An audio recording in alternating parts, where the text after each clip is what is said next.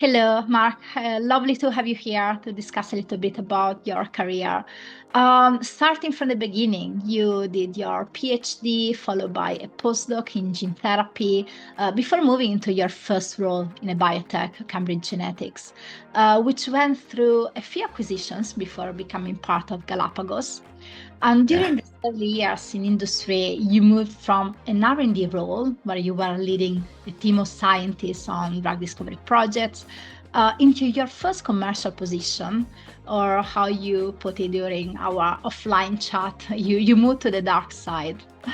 And Yeah. from that first experience, you progressed to become CCO, CEO, board member, and advisor for many companies over the years. Until recently, you were CEO at Nanovery, which is a platform biotech startup here in Newcastle, where I'm also based, and you stayed as senior board advisor. Let me start by asking you a little bit about your journey from academia to industry. Like, what motivated you to make that first step out Sure. of academia? And what was did you find any surprise about working in a commercial R&D environment? Yeah, sure. Thank you. So, firstly, pleasure to be here talking to you. Thanks very much, Cecilia. Very happy to do so. Yeah, so I was a fairly early mover into commercial entity, really. So, as you say, I did a PhD in Newcastle, in fact, and then I moved to the LMB in Cambridge to do one postdoc.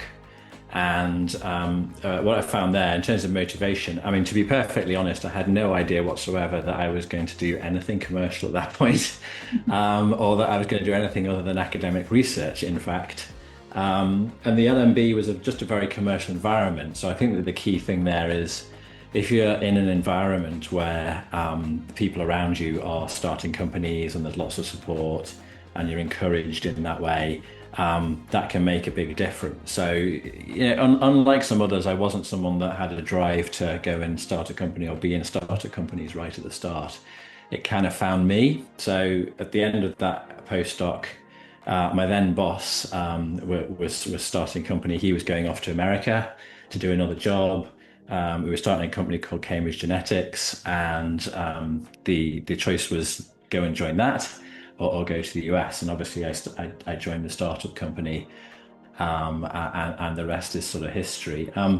In terms of what sort of surprised me about that, I mean, probably everything. I say so. There's a little bit. I mean, a famous person once wrote a book called Feel the Fear and Do It Anyway." So there's a little bit of that. I think there's a lot where you have to leap if you decide that it's the right thing for you, and you have to see it out and you have to just go for it, because there are so many things you're not going to know at the start. And if you're motivated that way, then just do it. Yeah, that's so true. You need to face your fears, right? And do you think you had to change or maybe evolve your mindset while and daily working style when you stepped into an industry setting, let's say? Yes, hugely. So I think two things. One is it's good to understand your own strengths and weaknesses from an early stage. But also you can learn, and everybody can learn, and everyone can learn to mitigate their weaknesses. So a couple of sort of systems or approaches that I got involved with early on and really used throughout my career. So there's a thing called Belbin team roles.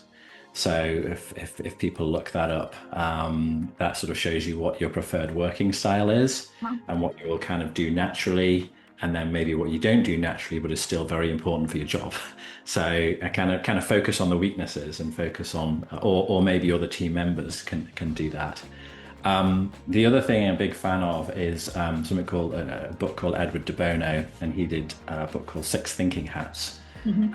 And if you look that up, that's about a sort of a way of trying to direct your thinking in certain styles. So as an R&D scientist, you very much come forward and you are looking at a lot of things, and you're basically proving that things are wrong. That's what scientists do. So you're doing a lot of experimentation. It's a lot of like, that doesn't work, that doesn't work, that doesn't work. And it's what's called a black hat mindset. Yeah. And then if you kind of use that in its entirety. Use that completely when you go into a commercial environment, then you've had it. So you then have to evolve, without going through all of them, you have to evolve these different ways of thinking, and you have to sort of actively decide to deploy them Yeah. depending on the situation. And just be, I mean, especially if you end up in commercial roles, I mean, the one thing that's common to all commercial roles is you have to be relentlessly positive. So, never lie, because that's lose selling. Yeah. But, a lot of positive spin. If you don't believe in your product and you don't believe that you can sell it, then nobody else will. So Yeah, absolutely.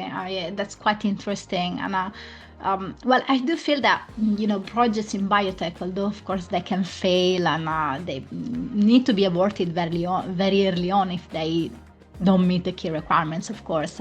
yeah. You still have processes that are much more structured, product driven. So you start with a clear vision, you follow defined steps to develop it, and it's a much more proactive, positive, let's do it approach rather than, of course, the exploratory approach that you take in academia, basically. Yeah, so I think, yes, you have to be relentlessly positive. I think don't try and change your personality. So that's a key thing going into commercial generally and going into commercial roles. I've had the privilege of leading a few commercial teams, and the kind of adage that you have to be an extreme extrovert. I mean, I'm a bit of an extrovert, but they have to be an extrovert, and that's the only way forward is not true. I've had lots of different personalities working for me in sales teams. And, pretty much everyone can learn to be good at sales, I think, especially if they've got a scientific background and the thing that they're selling is technical. The other thing I would say is, though you can take a leaf out of a book of the Americans, I'm afraid it's true. So you don't need to become an American, but in life sciences, most of the market is in the US. That's just a fact. For every time you think you're being pretty pushy or pretty positive, the average American is going to be doing it 10 times more. So, from a European mindset in particular, I think you just have to go up a bit.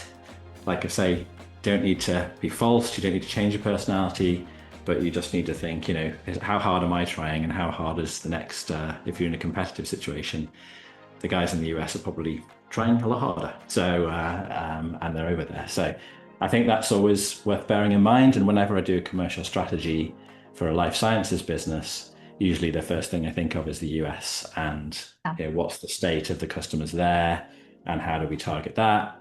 If you get that mostly right, you're probably going to get a growing company. Yeah, absolutely. That's a good reminder to think about the US market, and you are competing with US professionals as well in their style. And you mentioned it now, but yes, you moved from your R&D team leader role, and you moved into commercial roles, then into leadership. Did you plan this career move at all? It was kind of the right opportunity, the right time. Yeah. Yeah, my career was completely planned right from the start. Pretty much the opposite, actually. So again, it wasn't something that I ever thought I would do even. So when I started, naively at about 16, I decided I was going to cure cancer. And then I found out it was quite hard. And you get the reality of the challenge. Went into this entrepreneurial environment. I suppose the thing that was the big trigger, like I said, I did kind of Belbin team role profiling. I did a few other things to sort of tell me about me and be very self-reflective. That's a thing that I encourage everybody to do, and try and understand yourself as best as you can. And it was kind of very clear that while I was sort of high on ideas, so I was someone that likes ideas and likes new directions, the top one came up as something called resource investigator. And that's basically looking over the next hill and going looking for new things. So that's sales, right? That's commercial. So what happened was I kind of realized that doing science at the bench probably wasn't for me and didn't fit my personality that well. And increasingly in the jobs I was doing, in the roles I was doing, I was getting through the sort of biofocus story, or the Cambridge genetics to biofocus story, I was getting more and more interaction with clients and with real customers as a project manager usually, and increasingly that became more and more commercial. So if you end up in a company and you end up as some kind of project manager, or you end up managing client projects, that is a really great platform to sort of work out if you like that. And it just sort of blew me away. I mean, the idea that you could help with 20, 30, 40 projects around the world, and you could really make, maybe it's a small difference to the overall project, but you were making a difference to a project that was leading to life-changing drugs eventually, or has a chance of leading to that. We all know about attrition, and that lots fail. And that just got me, and I was like, okay, that's my motivation for the rest of my life. So I think, yes, be self-reflective. It's not for everybody. I think that's also fine. It's not like the idea that you think, oh well, I must go into a commercial role because it pays better and whatever. I would encourage people not to do that. I think that you have to work out what's right for you and fits with your personality. And then if you go and work for a company, of course, there are lots of different roles. So there's commercial roles, there's lots of operational roles, there's bench roles, there's HR, there's marketing. There's lots of things you can then end up going into. And if you join a company at a relatively early stage and you stick with them, on the one hand, it's risky because startup companies are risky. On the other hand, you've got an opportunity potentially to evolve into any role because you're there at the start. If you do your job well, then away you go. Yeah. Absolutely. And would you suggest an academic, for example, thinking about a similar path, to start first in an R&D role because probably it's easier for them to find an opportunity where they can fit, and then move into commercial, or go straight for Yeah, I don't think there's a right answer there. So if I go back all the way back to my experience at Biofocus, then we had a commercial team there that actually had sort of two types of people really, or two types of background, and one half of them were like me, so they had a scientific background and then had gone into sales, and then the other were more, they'd maybe done just a science degree and then they'd gone straight into commercial. And there was a mixture of what those folks were good at. So I seem to recall that we actually had, and we had product and service in that business, and it's just my opinion. I would go back and look at the metrics. But I found that the out-and-out salespeople, if you had a product with a, we used to call a crib sheet, so a benefits sheet telling you the features of the product, someone that had gone into out-and-out sales early on and was just an out-and-out salesperson, they were best at that. When it came to complex services and a much more technical sell, then the folks who had a bit more science background and done science for longer tended to be better at that. And I've sort of, I couldn't give you any metrics, but I've sort of seen that through my career. And if I'm thinking about working with salespeople or hiring them, depending on what it is that they're trying to sell, that's what's always in my mind. Yeah, absolutely. Thank you. And did you find any critical differences between scientific R&D roles and commercial roles within a biotech? Yes, hugely. So again, going back to, well, the things that are common. Okay, so the things that are common in terms of transition from an academic environment to a commercial environment. I mean, certainly it tends to be faster paced, I think. I think you have a lot more sort of focus and goal orientation, and milestones, and it's very clear. And if you're working on something and it doesn't work, it's likely to be killed more quickly, I think, in a commercial environment than in academia. So you don't end up doing so much research just for the sake of research. That's obvious. Then if you're in a scientific role in a company compared to a commercial role, I mean, a little bit depends on the nature of the company, but in the companies that I've worked with, even in the R&D roles, the scientists have to be quite commercial. And so if they are going to end up as project managers, they will probably end up being client-facing. And so to an extent, they have to develop some of those skills of a salesperson. And that was sort of my path anyway. And I did that to go into full commercial. So I think that's what you need to bear in mind. I think then if you end up in a slightly larger company, or you're in a big pharma or something like that, you can then still be completely in the R&D department, and of course then you're not client facing and all of that sort of stuff. But R&D in the likes of a top 10 pharma is still very different to academia. It'd be very very goal oriented and very measured, and that's what you have to be prepared for if you're going to go there, but probably paid more. Yeah. Although, although not necessarily if you're in the US, but there you go. How have you balanced staying connected to the science and innovation while you grew in your commercial and leadership roles? Yeah, sure. Well, I still sort of regard myself as a scientist, although few mates might have a laugh at that. Yeah, I'm still passionate about the science and interested in it. I think do lots of networking. I mean, LinkedIn is great. When I started my career, LinkedIn wasn't there, so we had to do networking the hard way. Yeah, I still do that, but obviously LinkedIn's really good. Lots of things you can find your focus groups, you can find things, you can get alerts. It's amazing. You can get market intelligence like never before. But I think also people work with people that they like and they've met. So I think networking is never going away, and you still need to do that. You still need to network relentlessly. Other than that, I mean, for fun, I still read New Scientist, and I still get it every week just to do a bit of amateur quantum physics. It's apparently quite hard, and just read what's going on there.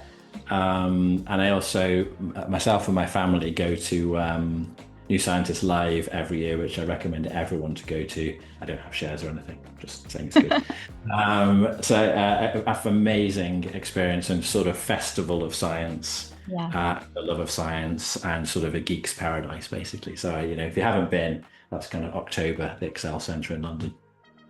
Good to know. Brilliant. Yeah. What's the biggest challenge that you face moving from a technical role into a leadership role that requires, of course, strategic business decisions?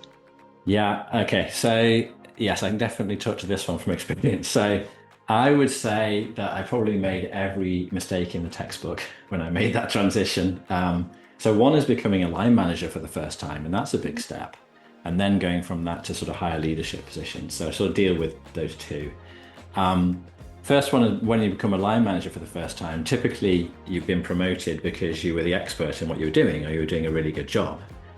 And so, what everyone tends to do, and maybe not everyone, but I did, and lots of people do, is they then go, well, I'm the expert, so I'm still doing it, whilst you've now got a team or people to manage who maybe aren't as good at that particular role. And suddenly being a manager is not about that. It's not about doing the specific role yourself. It's about getting other people to work together as a team so absolutely fluffed that one, made that total mistake early on in my career, learned from it, hopefully got over it. So I think that's something you really need to think about when you become a line manager for the first time. I think that's actually one of the biggest transitions in your career. Leadership, and as you go into sort of higher leadership roles, the key thing about a leader is to motivate the people and keep them motivated and have a productive team. And so that's the critical thing about it, is how do you get the team to work well together. There's always conflicts. How do you get over those conflicts? And that's the number one skill. I mean, the number one skill, I think, for a biotech leader is raising money, hiring the right team, and then delivering. I mean, that's pretty much the definition of doing it. You can say it very quickly, but it's a very hard thing to do. And I've had the privilege of working with some fantastic leaders in my career, who I hope I've learned from and deploy some of the things that they taught me in terms of how to be a good leader. And I think there's different styles, though, of course. There's different styles of leadership. So you will get that. Mine's quite collegiate, so non-hierarchical. I think that works very well with highly technical staff. If you're in a production environment, on a plant, you maybe need something different. But I think when you're working with highly motivated, highly qualified PhDs, who are the experts in their subject, you have to recognize them. They're the geniuses. How do you get that genius, and how do you deploy it in a way that's aligned with the company goals? Yeah. Nice and easy. Not that easy. Nice and easy, yeah. Yes, and well, I love this because we're all seeing companies with great science, great market, great strategy, but failing because they didn't have the right people to, execute that strategy and tackle Yeah. the market, right? And how did you manage to keep the right people on board for the whole journey, or at least for as long as possible? Yeah. Wow. Okay. Yeah, that's a broad question. That depends a little bit again on who's in the team and the role. So, I mean, I've managed commercial teams quite a few times. And at the end of the day, commercial team is more likely to be motivated by financial remuneration, by money. So that's part of it. But I don't think that's the thing that keeps them the motivation. I think, in summary, people stay with a venture, A, if it's doing well and it's growing, of course, so there's actual delivery, that's obvious. But they also stay with a venture if they want to work for somebody. Mhm. And that is the absolutely key thing. Yeah. If you don't want to work for somebody, it almost doesn't matter how well the company is going. It's probably just a matter of time, and you're out of there, I think. Great. What advice would you give to researchers on building commercial awareness early in their careers to make this transition smoother? Yeah, I think the number one thing, at the risk of being sort of self-promoting, is talk to people like me, not necessarily me, but talk to people who have done it before, talk to people who've got the experience and have made mistakes and hopefully learned from it. I mean, I was relatively young when I ended up in my first startup biotech. I was still in my 20s. I mean, I didn't know anything really about how companies worked. And I just had this thing in my mind of this sort of, the 54-year-old me could go and talk to the 24-year-old me and just give them a few tips and things what not to do and think what to do first, and that would be really, really useful. So I think do that. I think, going back to the point about self-reflection, know yourself, try and work out if you can. I mean, I sort of found it rather than being like, I'm definitely going to have a commercial career. It sort of found me a bit. But do that, do the self-reflection. If you can get an opportunity to just work with people, if you can go in and, do a 6-month placement or something like that, there's nothing like actually going and doing it and working in the environment to see whether it's for you or not. Yeah. You can see it, you can see all the hype and everything, but at the end of the day, go and work with the people, and go and do it. I was always a bit of a bookworm as well, so you saw my last office, Cecilia, because it's a library. I moved from the library now, but just read everything you possibly can. So when that's relevant. So when I kind of identified my weaknesses, which of course are still there, but I like to think I worked on them my whole life. Yeah. And find books that talk about how to be good at that. Talk about what you do in a networking situation. So I mean, that, for example, I can remember coming to sort of networking for the very first time as a highly cynical scientist, PhD, like, okay, well, maybe not everyone's like that, but I was.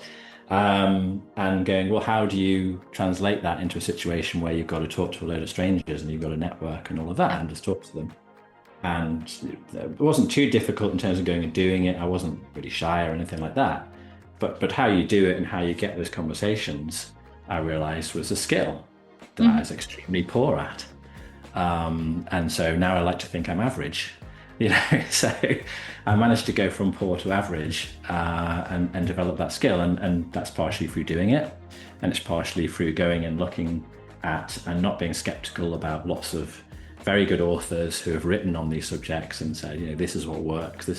And in different industries as well. So I mean, I did an MBA along the way as well, and when I did my MBA, one of the great things about that was that I interacted with lots of people from lots of other industries, and we did case studies on Tesco's and Sainsbury's and things like that. Okay, I'm not remotely interested in this. It's just a shop. It's not life science, but of course there's lots in there from every industry that you can learn. So the things that are generic to all business that you can learn to deploy in your own business and hopefully be successful.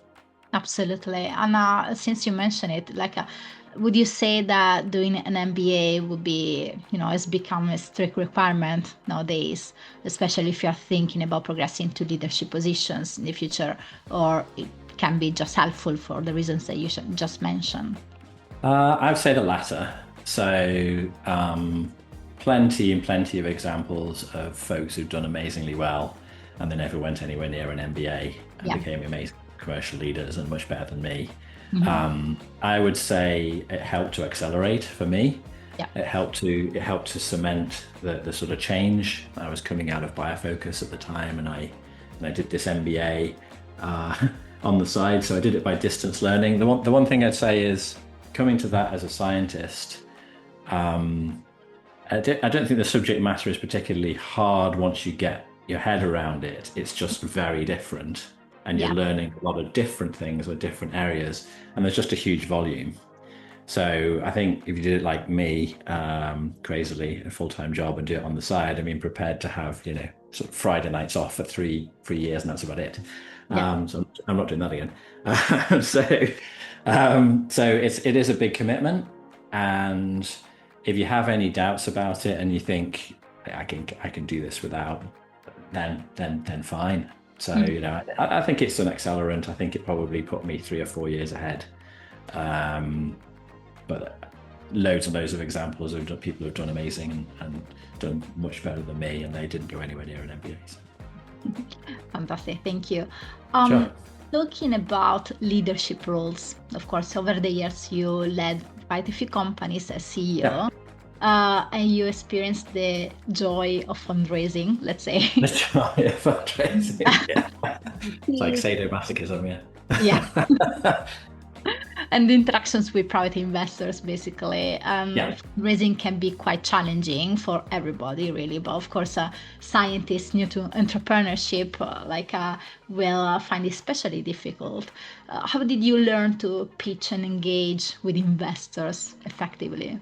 Yeah. So the first thing is a caveat emptor. So I mean, I've had the privilege of working in lots of businesses that didn't end up having to raise lots of money. So I have raised money in different ways. I've done it on AIM a little bit. I've done private money. I've done grants, but I haven't had a career of having to do fundraising every single venture that I've done.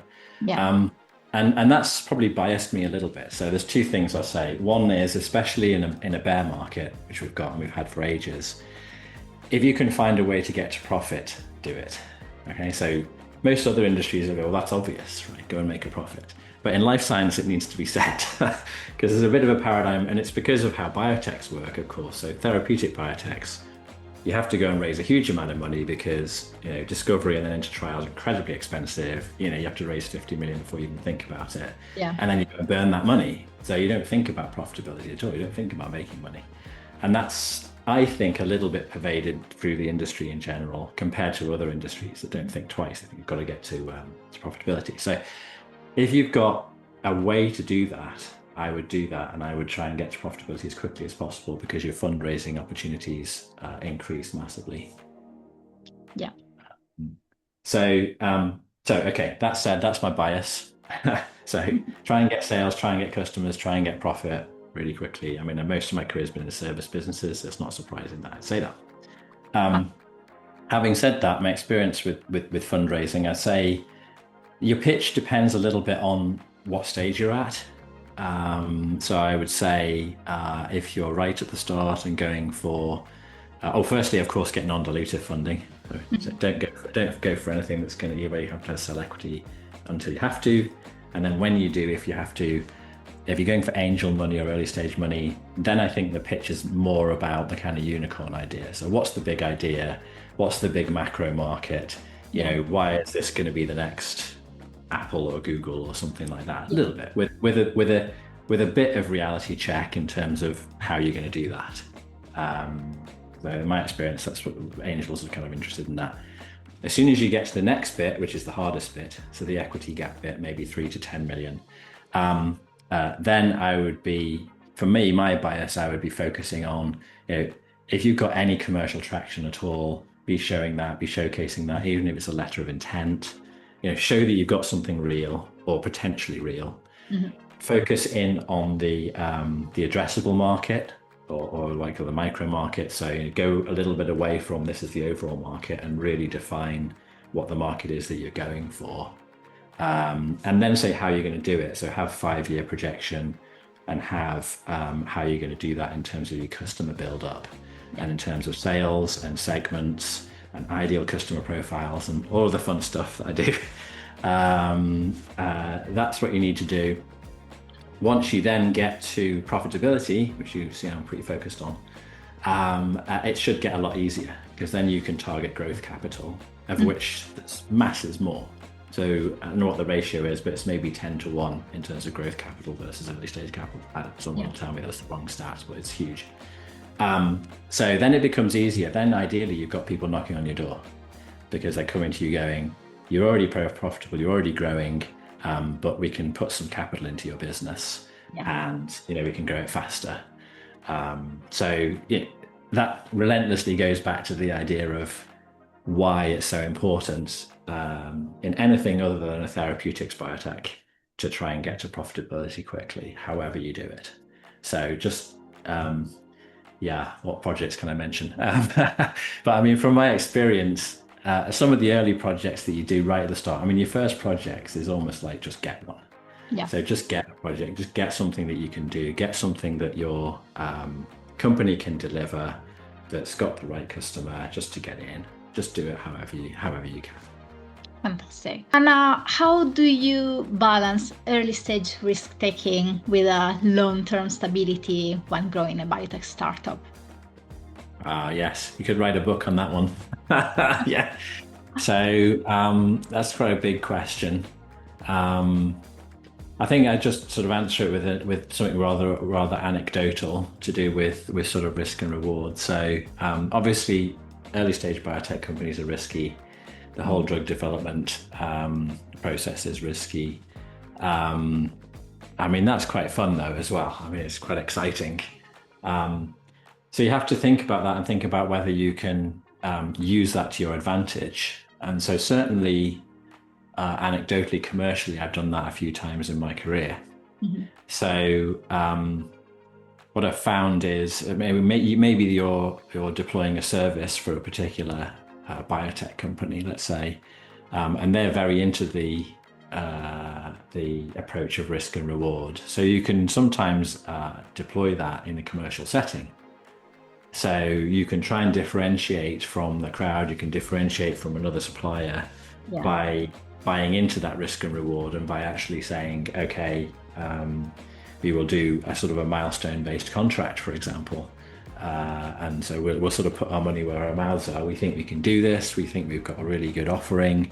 And so, I've done that in my career and done deals where there may be, if you fail, they actually pay less than they would to a straightforward service provider. Mm-hmm. But if you succeed, you get more. That's basically the success fee model. So you can do that. You can sort of balance risk. I mean, you've got to, obviously in a startup company, you've got to focus. The number one thing is cash and making sure the company doesn't go bust. Everything comes after that. But yeah, I think again, how else can you balance risk?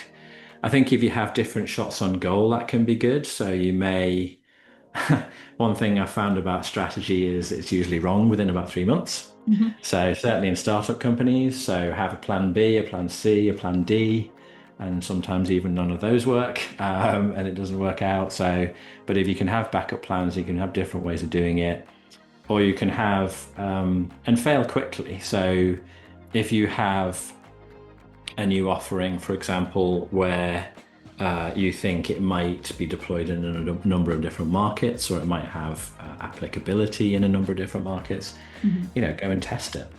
Go and talk to people, especially in the life sciences industry. If your technology looks half interesting, they'll probably at least do a pilot. You'll then get a comparison against other technologies. You'll say, is there a real advantage in this market? And then be ruthless about it, because it may be quite often you'll get positive responses. You'll say, yeah, this looks quite exciting as a technology, especially the scientists in the target company will say that. But is anything happening? Has a CDA been signed? Has there been a proposal? Is there actually something commercial on the table? So do that, try those things, but be relentless about finding the thing that's actually going to give you deals and Mhm. is going to give you a decent lead time to commercial success. Yeah. And then drop the others, right? And that's quite hard. So drop the things where you were doing the pilots before, and then have at least 80% focus. So follow the Pareto principle, at least 80% focus on the thing that's now giving you customers and now Yes. giving you business, and do as much as you can to drive that, whilst possibly still having 20% of your time maybe looking at these other areas and things that could turn into to other stuff. So if you have any possibility or have any inkling that your product or service might be deployable somewhere else, the summary is talk to people and see. And don't be scared of that. And just, what's the worst that can happen? They'll say no. That's Get great lost. advice. Yeah. Absolutely. How have you seen the biotech landscape evolve over the past decade? Like, have you seen major changes that academics should considering before entering this field? Yeah, it's brilliant, isn't it? At the moment, it's like so. Oh, really? Um, yeah, it's been challenging. Obviously, actually, pandemic time. And pandemic was obviously horrendous, but in terms of investment in life sciences, it was amazing. And things went really, really well there in terms of how much money went in. After that, we've all had a bit of a hangover, so it's difficult. But I mean, the hot areas are still the hot areas. So yeah, if you've got any idea, if you've got one idea and it happens to align with one of those hot areas, then lucky you, that's great, and you're an expert in that. If you've got a choice in which industry to go for, and you're just starting your career, and you're interested in a few things, I mean, look at it and look at the market and look at what's Mhm. happening. So, Yeah. there's lots of the government's just made an announcement about AI. Yeah. Everyone's got the hots for AI. There's big use of AI in drug discovery and development. Yeah. That's increasing. Cell and gene therapies, a little bit up and down, but I mean, as you mentioned, my very first postdoc was meant to be in gene therapy, and that's 30 years ago. Mhm. And then when we started Cambridge Genetics, we tried to get money for a drug discovery application and a gene therapy application, and guess which one worked?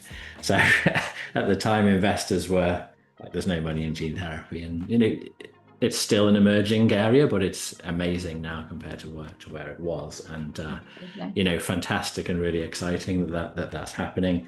And then therapeutic areas. I mean, there's been a big focus. I mean, oncology is always there. It's like 50% of the market. But you've got metabolic disorders and the rise of Ozempic and all of that type of stuff. So if you can line yourself with that, that's going to be going for many, many years. And there's going to be jobs in drug discovery and development for metabolic, Absolutely. for decades to come, I think. Do you think there is more appetite for companies developing therapeutics rather than diagnostic or service providers, in your opinion? I think service providers have had it tough in the last few years. Diagnostics, I know less about. I think building a diagnostic business is very hard as well. Therapeutics, I think I see it's coming back up, and I see that there's more money going into that again. The challenge with therapeutics, of course, is you have to raise a lot of money. So, but if you can do that, and you probably need to be in Boston or the West Coast, ideally, or go Yeah. and raise there, and raise 50 to 100 million, and then go for your life, and that's great. So that seems to have come back a bit. So normally, what happens is that area comes back first, and then the service companies follow on. So hopefully that's what's going to happen, and things are going to come. Things always come back. I'm a career optimist, so Oh, yeah. yeah. And very last question: do you have Sure. a last advice to share with academics that basically are aspiring to move into biotech, but rather than doing research roles, they want to explore, more commercial, more broader biotech opportunities, let's say? Yeah, I think, as I said before, if you have the appetite for that, then go for it. Try the things that I've suggested. But I think also be honest with yourself about whether it's for you. So, I've had the privilege of working with amazing scientists in my career. It's fantastic. And maybe they're the founder and maybe they've taken it a certain distance, but taking it, from 10 million sales to 20 million sales or something like that, it's not really their thing. And maybe they stay on the board or whatever, and they're going to get their return and they go and do something else. Lots of other academics have been very successful and stayed as academics, actually, and then they've ended up as, on a board of various biotechs and things like that, but they've actually kept their day job and Yeah. they've stayed as academics. So if that's your thing and you really, really want to carry on with the research, then great, do that. If you end up in a biotech or you end up in a sort of commercial role or a semi-commercial and you really get the taste for it and you think it's fantastic, I really like helping clients, I really like helping to get the deals and then deliver for clients, then maybe commercials for you. I like going to exotic places like Skegness or something. Well, San Diego. I like traveling the world, then maybe that life's for you. That's really good fun as well, but it's not for everyone. So I think the key thing is to not be too starry-eyed about it. It's incredibly important to work out, it's your life. Work out what sort of does it for you, and explore all the different opportunities. And if you feel like biotech is for you, then just be absolutely relentless and go for it. Fantastic. Thank you so much for your contribution, Mark. It's been a pleasure Sure. to have this chat with Yeah. you. Truly enjoyed it. Thank you. Yeah. Likewise. Pleasure to talk to you, and all the best.